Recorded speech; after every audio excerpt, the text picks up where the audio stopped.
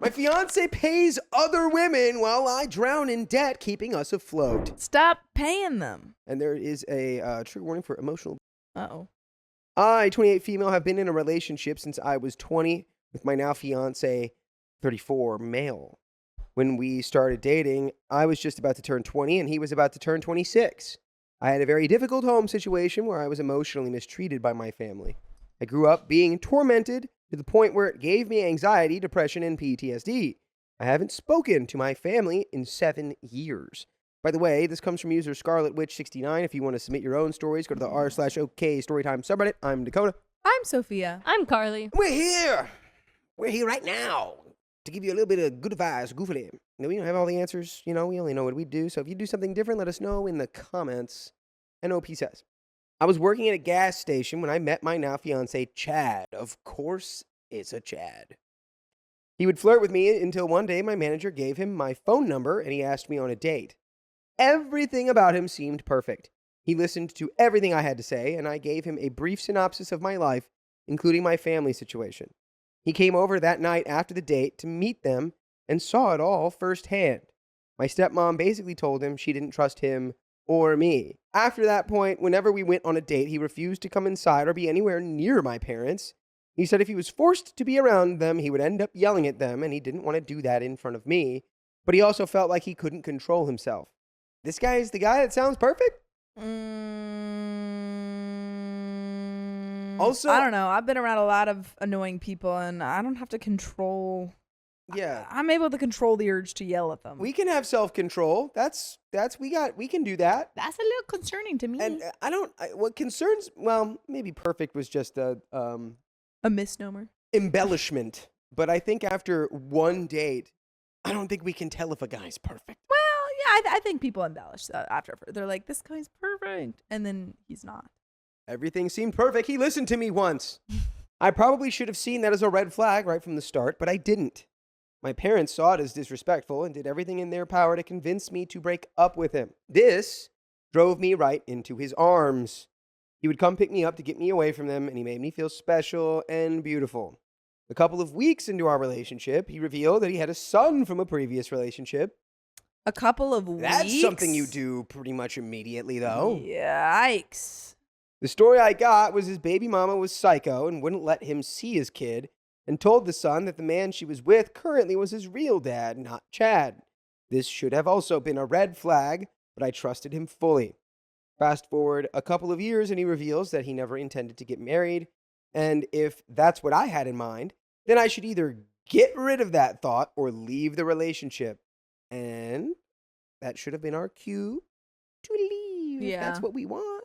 That's the end. He said his view on relationships had been ruined because of his parents splitting up and the drama with his baby mama. I thought maybe I could change his mind, so I stuck it out. 3 years into our relationship, he proposed and said that I changed his mind about relationships and marriage. I got excited and immediately started planning, including picking a date 2 years in the future. He then started telling me that he felt like he was being rushed into marriage and that this wasn't what he wanted. When I asked him what he wanted, he refused to tell me and instead got angry. I stopped discussing wedding plans, and we have not discussed a wedding since. Fast forward to 2022. The day after Christmas, he spontaneously quit his job without a backup plan. Then he started working at his buddy's mechanic shop for cash under the table. The shop was already struggling, so there were many weeks where he would just not accept any pay and would literally just go there to hang out. Sometimes he would get paid in the devil's lettuce instead of cash. What? What? I had to get overtime and do everything in my power to make extra money. About 4 months later, the mechanic shop went under completely.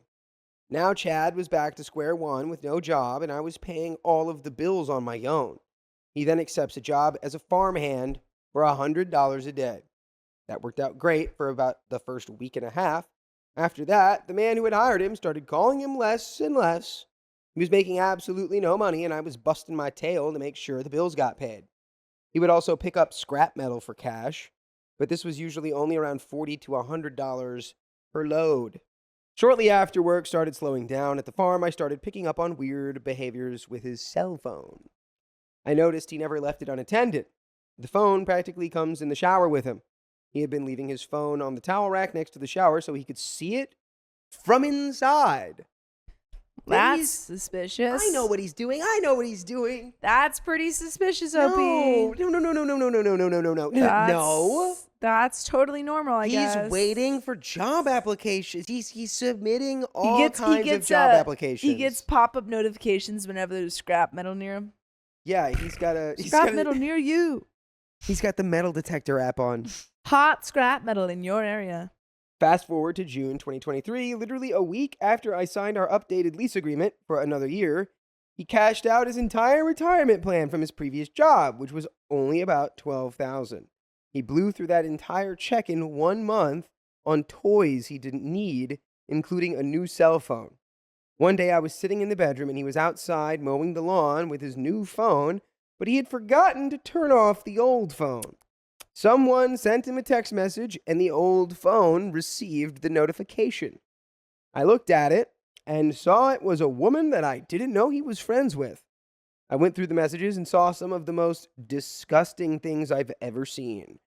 Photos, videos, propositions for spicy mouth stuff. And for every single one of them, he was paying her outlandish amounts of money. She would send him 2 photos and charge him $75 to $100.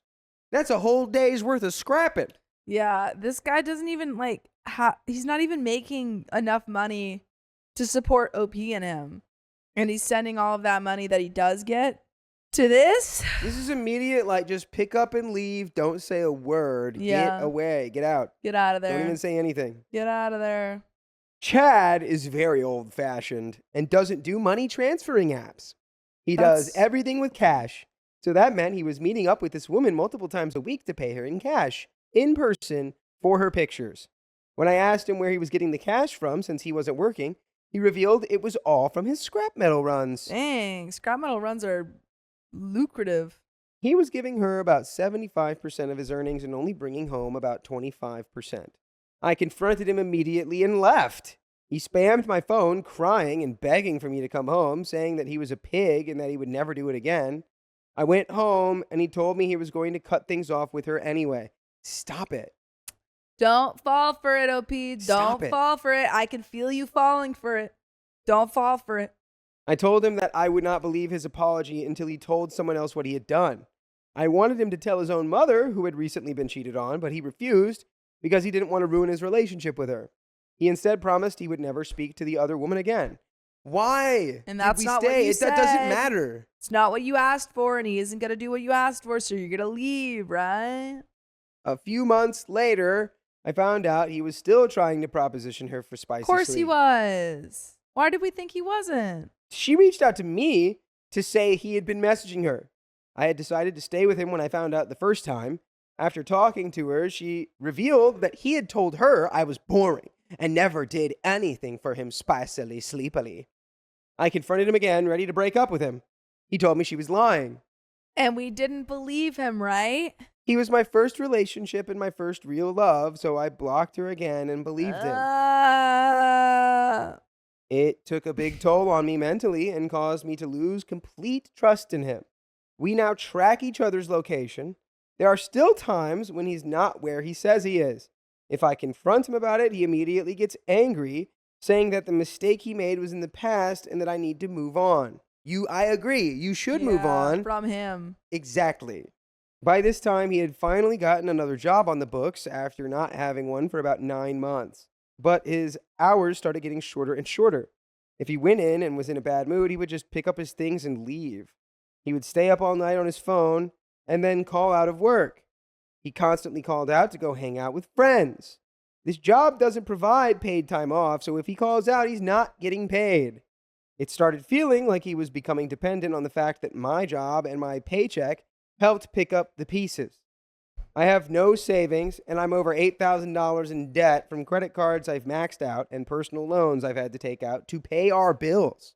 Fast forward to early summer 2024, and I walk in on him texting long paragraphs to another girl.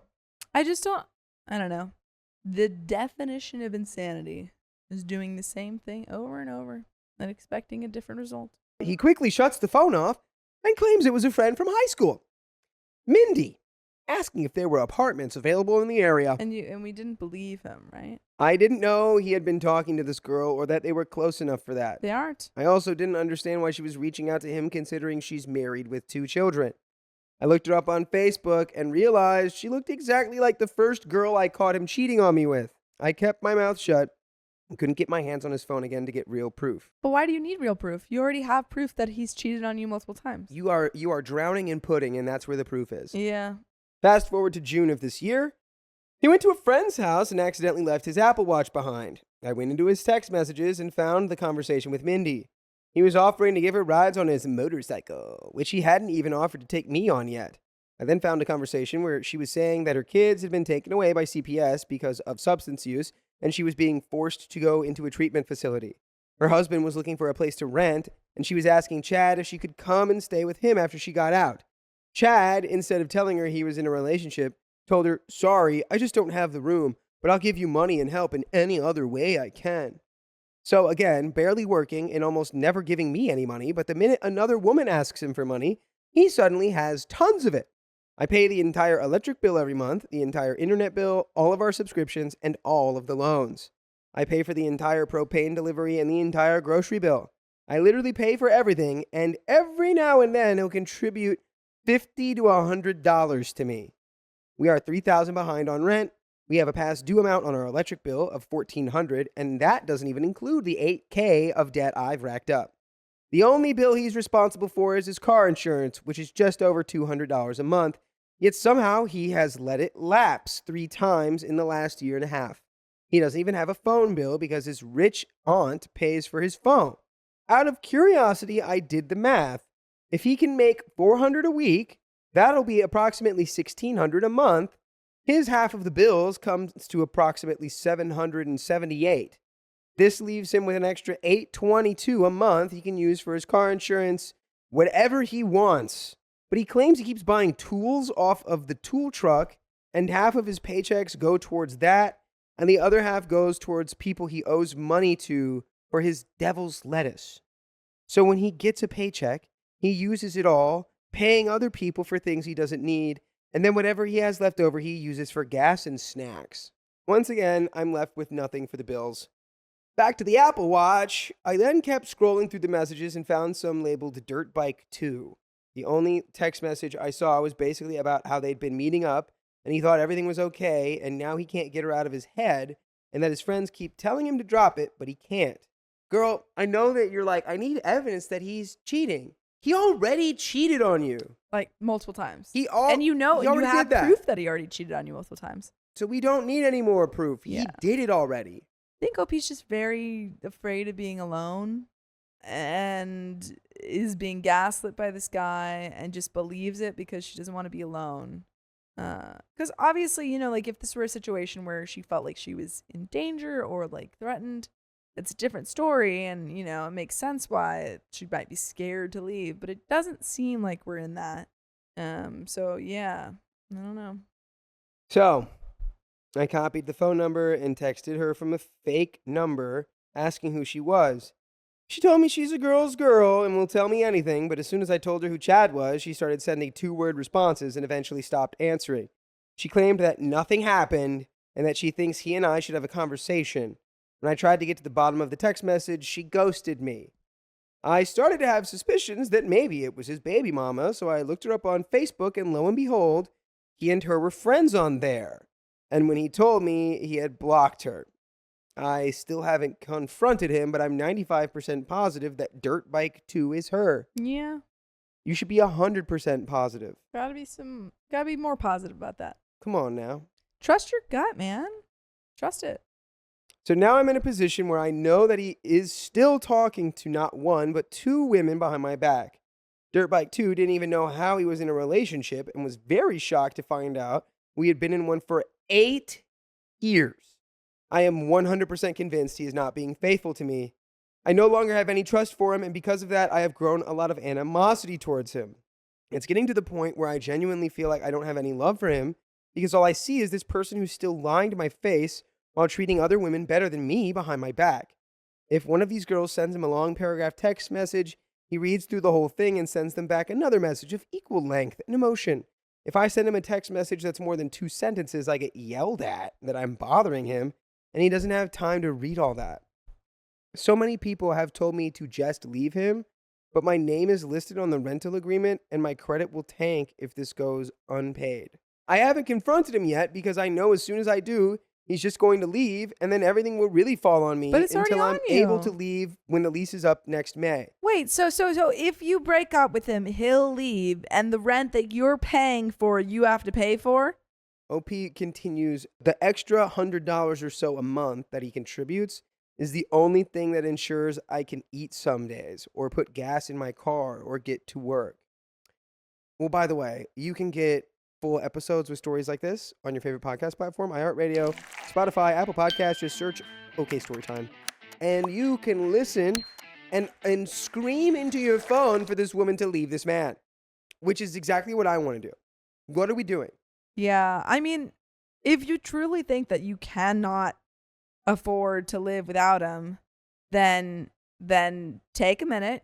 I guess don't break up with him right away and start looking for new jobs. Start looking for a second job. Start scrapping. Start looking for cheaper apartments when your lease ends, you know? Start doing the scrap metal thing. Apparently that's super lucrative. Start scrapping, girl. It's time to get scrapping. Or kick him out, get a roommate. Literally any solution other than like, I can't break up with him because I need $100 a month. Like $100? What? We can get that in a lot of places, girl. Come on. We can get that. We just got to do some research now. So they usually send us the lease agreement to review and sign a few months before it comes due. So I'm expecting to receive it sometime in February. This is when I plan to confront him, so that way we both have time to get our affairs in order and find a new place to live. But I know he is not going to contribute during that time, and the amount that we are past due in rent is just going to skyrocket. It puts me in a position where I'm going to have to be the one to pay that balance if I don't want to see my credit suffer. So I'm going to have to work on paying that back on top of paying rent for a new place, which is most likely going to be more expensive. All in all, I'm no longer happy. I don't trust him, and I know I'm still being cheated on. My concern is after everything that I went through, am I truly just being psychotic, or do I have a reason to be suspicious? What? Am I doing the right thing by ending this relationship? Yes! Or since we've been together for so long and he was my first true love, should I continue to fight for it? What? Dang. You're fighting demons, girl. Leave him. I hate how hard that the pop culture phenomenon of like first love and true love has like brainwashed people into thinking that, well, because of that is a thing you that have you can't to leave. Yeah. No. You should have left the first time he cheated on you. You literally said you don't love him. Let this be a lesson to everybody. You should have left the first time he cheated on you. My boyfriend's ex is living rent-free in his house while we struggle with rent. This story's about to live rent-free in my head. I can already tell. I'm 32 female and moved to England when I was 19. My parents had me very young, 19 and 20. I was obviously not planned, and they only stayed together because of me until I was 7. We lived in my dad's one-room flat until then, but aside from that, my dad didn't really contribute much financially or emotionally, and I consider myself to have been raised by a single mom. By the way, this comes from Chesu, and if you want to submit your own stories, go to the r/OKStorytime subreddit. I'm Sophia. I'm Dakota. I'm Keon. And we're here to give good advice goofily, but we don't have all the answers. Well, you know what we do. So let us know what you do in the comments. And OP says, we definitely struggled.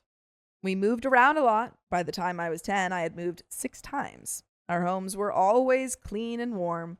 There was always food on the table, but they weren't always in the best areas. And my mom didn't always have her own room. At times, she had to drive pizza taxi in her used 2-door car before Uber Eats was even a thing.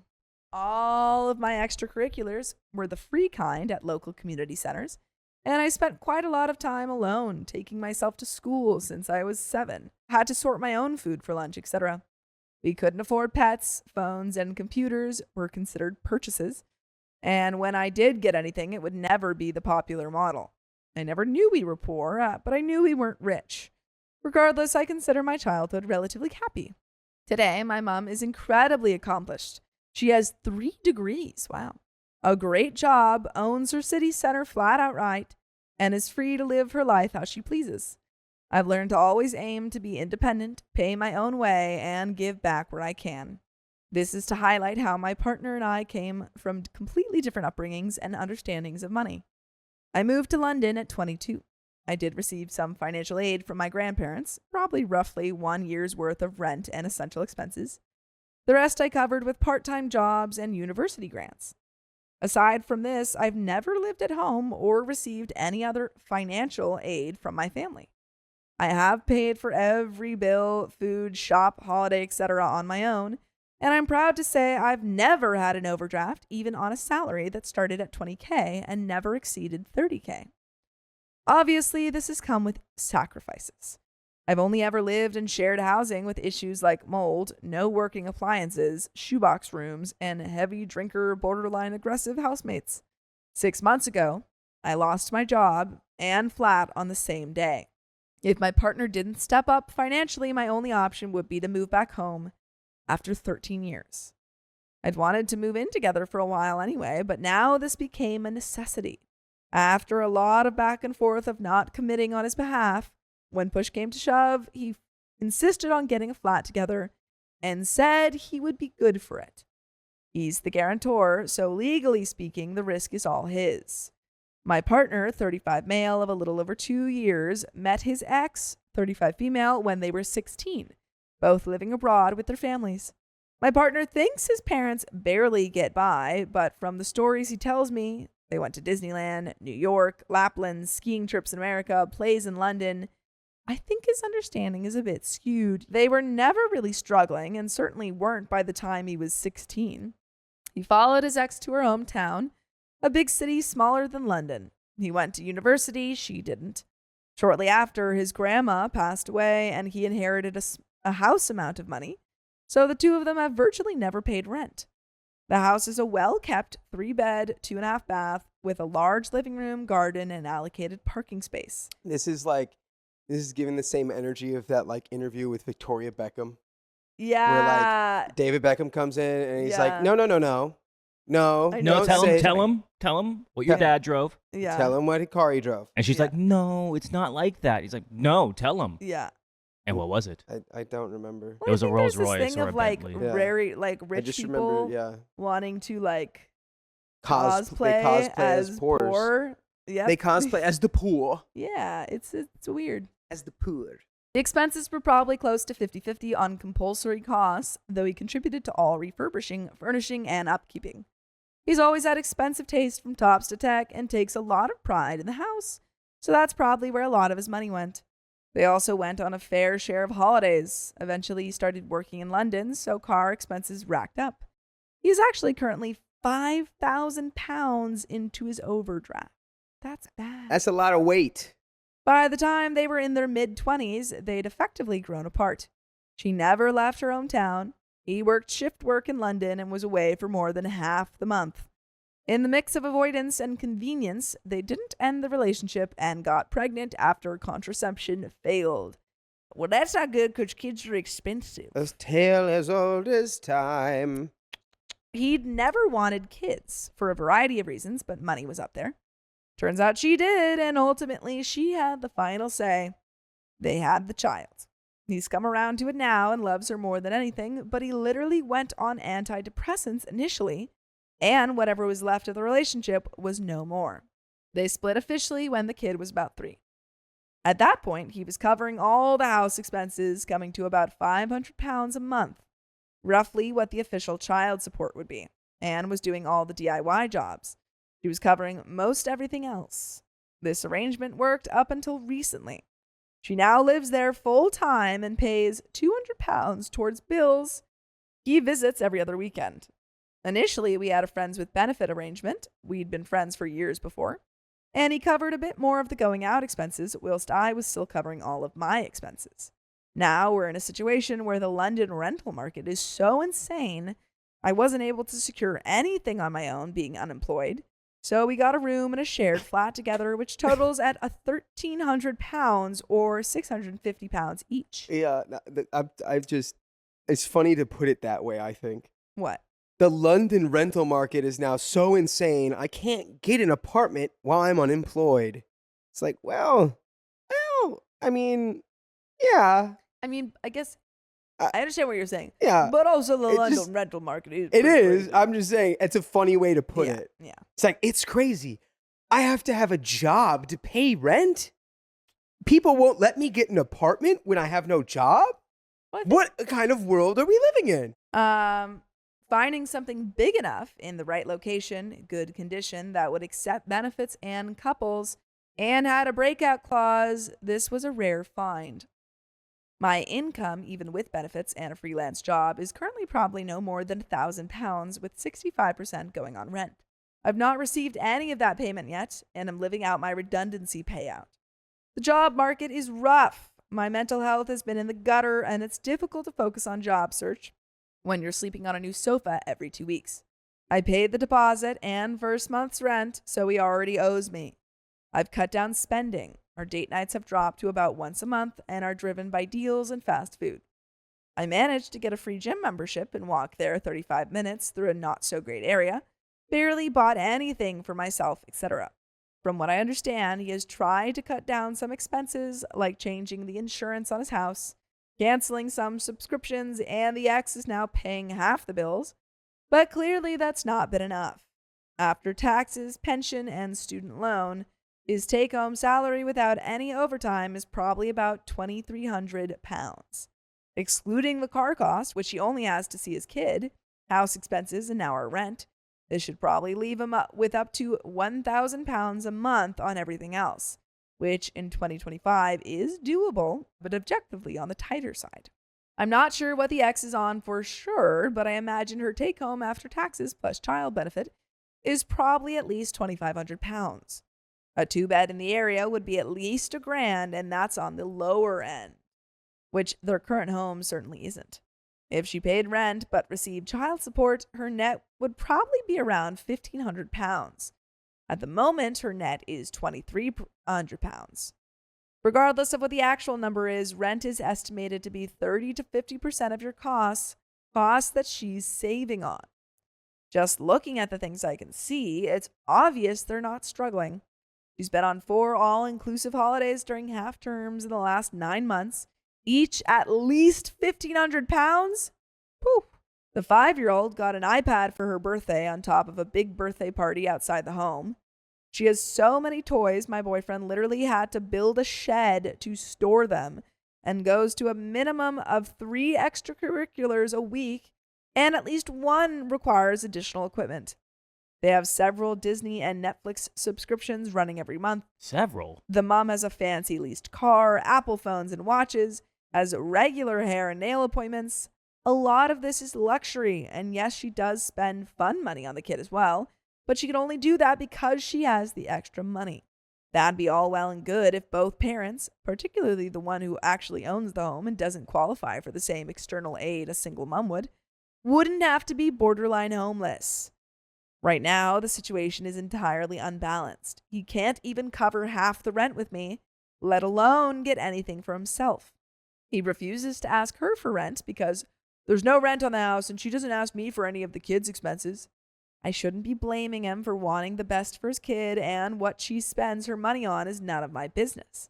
I have no interest in living in the house, and I don't care what she actually spends her money on, but I do care that my partner would be able to pay his share of rent, which does affect me. If he's short a few hundred, I can't see why she can't be contributing that towards the rent in the house that she's been living in rent-free for 15 years. So what I'm hearing is you're like, this doesn't affect me, but it affects me. And I don't care what she spends her money on, but I do care.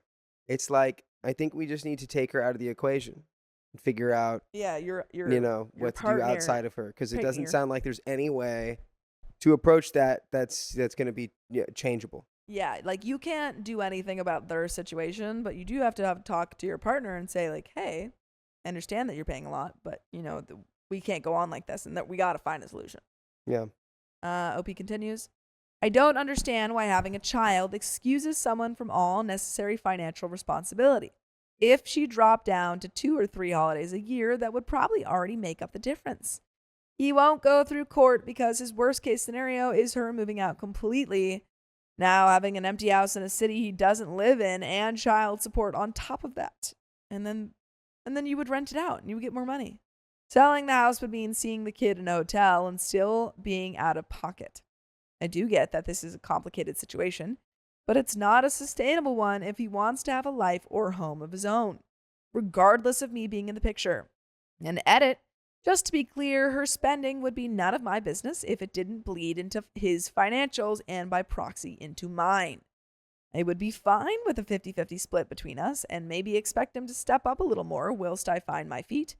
But this came up more aggressively this week when rent was due and he wasn't good for it, and claimed there was just nowhere else to get the money from, aka it's my problem to sort. We absolutely do not see eye to eye on this, and in an argument he told me to run this by my therapist, but I thought Reddit would have more of a variety of options. What do you? Was your therapist an accountant? What do you? Yeah. Look. I think you should probably just not live in London. Yeah, that might be the reality of your situation. Unfortunately, maybe you can't afford to live in one of the most expensive cities in the world. I mean, if it's not like you need to be in London for your career, your job, because that's where it is. I don't think that's where you need to be. Yeah. By the way, I would like you to be here, listening to more full episodes of stories just like this. Just go to Spotify, Apple Podcasts, or iHeartRadio and search up OK Storytime. There is a little bit left to this story. Update. Well, clearly I am the a-hole as far as this comment section is concerned. I really do struggle to see how my opinion is this controversial. The opinion being that both parents' housing and essential needs should be covered before any extras and luxuries, regardless of whether I'm in the picture or not. But clearly it is. A running theme in the comments seemed to be that I want a man to pay for my expenses instead of his child. Well, that's not true. OP just wants him to pay for his own expenses. That is not true, and I don't know why it's coming across that way. I just want him to be able to pay his share, which, as it turned out 2 days ago, he isn't able to. And the only way he's good going forward is renegotiating his financial agreement with his ex, who in real money terms is almost certainly far better off than he would be without him, or with any legal requirement in place. And that is the end of that story. Good luck, OP. I hope that you guys are able to figure out your financial situation, because it might just mean you are not able to live with this guy who can't afford to live in the place that you live together with. Yeah, I don't like any of that. I think you should move to Sussex. Yeah.